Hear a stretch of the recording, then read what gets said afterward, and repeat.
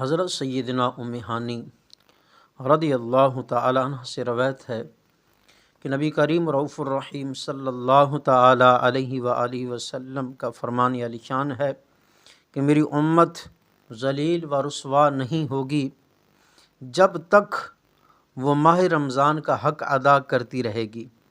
عرض کی کہ یا رسول اللہ صلی اللہ علیہ وسلم، رمضان کی حق کو ضائع کرنے میں ان کا ذلیل و رسوا ہونا کیا ہے؟ فرمایا اس ماہ میں ان کا حرام کاموں کا کرنا۔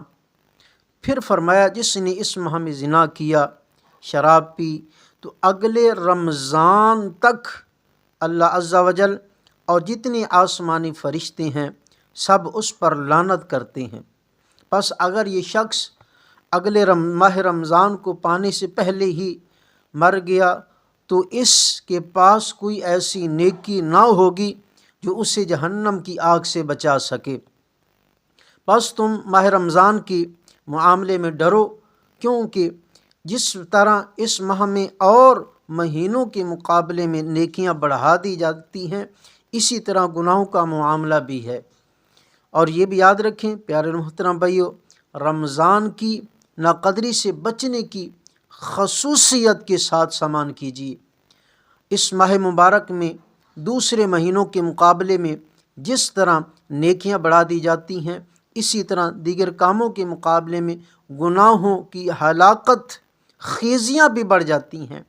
ماہ رمضان میں شراب پینے اور زنا کرنے والا تو ایسا بد نصیب ہے کہ آئندہ رمضان سے پہلے مر گیا تو اب اس کے پاس کوئی ایسی نیکی نہ ہوگی جو اسے جہنم کی آگ سے بچا سکے۔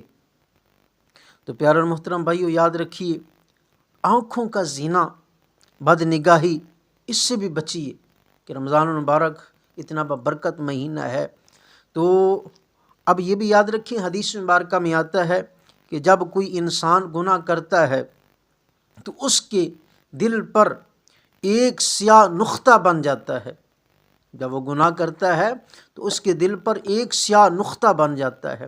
اب وہ دوسرا گناہ کرتا ہے تو نقطہ بڑھ جاتا ہے۔ اب وہ تیسرا گناہ کرتا ہے تو نقطہ اور زیادہ پھیل جاتا ہے، حتیٰ کہ اس کا دل سیاہ ہو جاتا ہے۔ جب دل سیاہ ہو جاتا ہے، نتیجہ بلائی کی بات اس کے دل پر اثر انداز ہی نہیں ہوتی۔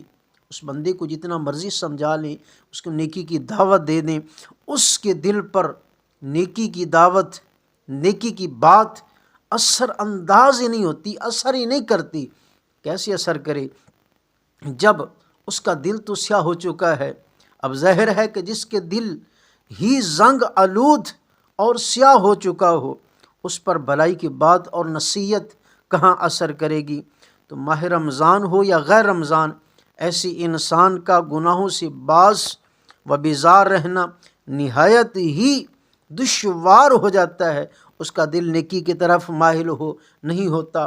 اگر وہ نیکی کی طرف آ بھی گیا تو بس اوقات اس کا جی اسی سیاہی کے ساتھ، نیکی کے ساتھ نہیں لگے گا، کیونکہ دل تو سیاہ ہو چکا ہے۔ نیکی پر اس کا دل کہاں لگتا ہے؟ وہ سنتوں بھرے مدنی ماحول سے دور ہو جائے گا، بھاگے گا۔ تو پیارے محترم بھائیو، کب اس کا دل صاف ہوگا؟ اس کے دل کی سیاہی کب ختم ہوگی؟ جب کسی مرد کلندر، کسی اللہ کے ولی کے ہاتھوں میں ہاتھ دے دے گا۔ جب اس کے ہاتھوں میں ہاتھ دے دے گا تو پھر انشاءاللہ اس کا دل بھی صاف ہو جائے گا۔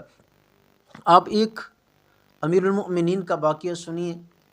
امیر المؤمنین خلیفۃ المسلمین حضرت مولا علی شیر خدا مشکل کشا حیدر کرار رضی اللہ تعالیٰ عنہ، آپ فرماتی ہیں کہ زیارت قبور کے لیے کوفہ کے قبرستان میں آپ تشریف لے گئے، حضرت مولا علی شیر پاک۔ آپ فرماتی ہیں کہ وہاں ایک تازہ قبر پر نظر پڑی۔ آپ کرم اللہ تعالی وجہ الکریم اس کی حالات معلوم کرنے کی خواہش کی کہ میں اس کی حالات دیکھوں کہ قبر کے اندر اس کے کیسی حالات ہیں، قبر کے اندر کیا اس کے ساتھ معاملہ ہوا ہے۔ تو حضرت مولا علی شیر خدا رضی اللہ تعالیٰ عنہ، اب نئی قبر تھی، آپ نے خواہش کی کہ میں اس کی حالات دیکھوں۔ تو بارگاہ خداوندی میں عرض گزار ہوئے، یا اللہ، اس میت کی حالات مجھ پر ظاہر فرما، میں اسے دیکھوں۔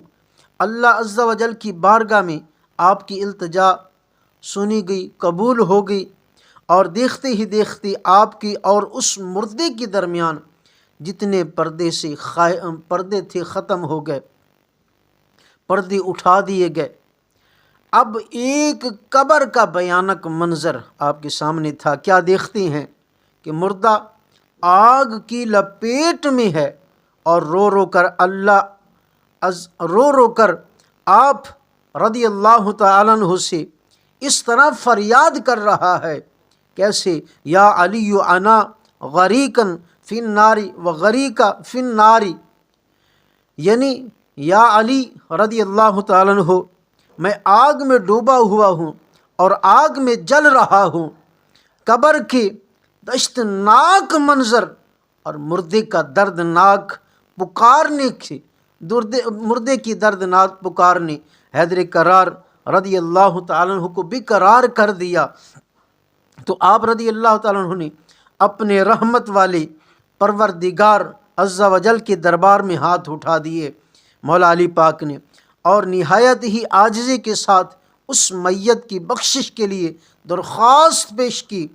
غیب سے آواز آئی، اے علی رضی اللہ تعالیٰ عنہ، آپ اس کی سفارش نہ فرمائیے، کیونکہ روزے رکھنے کے باوجود یہ شخص رمضان المبارک کی بے حرمتی کرتا تھا، رمضان المبارک میں بھی گناہوں سے باز نہ آتا تھا۔ دن کو روزے تو رکھ لیتا مگر راتوں کو گناہ میں مبتلا رہتا۔ مولا علی شیر خدا رضی اللہ تعالیٰ عنہ یہ سن کر اور بھی رنجیدہ ہو گئے، سجدے میں گر کر رو رو کر عرض کرنے لگے، یا اللہ عز و جل، میری لاج تیرے ہاتھ میں ہے، اس بندے نے بڑی امید کے ساتھ مجھے پکارا ہے، میرے مالک عز و جل، تو مجھے اس کے آگے رسوا نہ فرما، اس کی بے بسی پر رحم فرما دے، میرے مالک عز و جل، تو اس کے آگے مجھے رسوا نہ فرما، اس کی بے بسی پر رحم فرما دے اور اس بیچارے کو بخش دے۔ مولا علی شیر خدا رضی اللہ تعالیٰ عنہ آپ جس وقت رو رو کر اللہ کی بارگاہ میں مناجات کر رہے تھے، اللہ عز و جل کی رحمت کا دریا جوش میں آ گیا اور ندا آئی، اے علی رضی اللہ تعالیٰ عنہ، ہم نے تمہاری شکستہ دلی کے سبب سے اسے بخش دیا ہے۔ چنانچہ اس مردے پر سے عذاب اٹھا لیا گیا۔ کیوں نہ مشکل کشا کہوں تم کو، کیوں نہ مشکل کشا کہوں تم کو، تم نے بگڑی میری بنائی ہے۔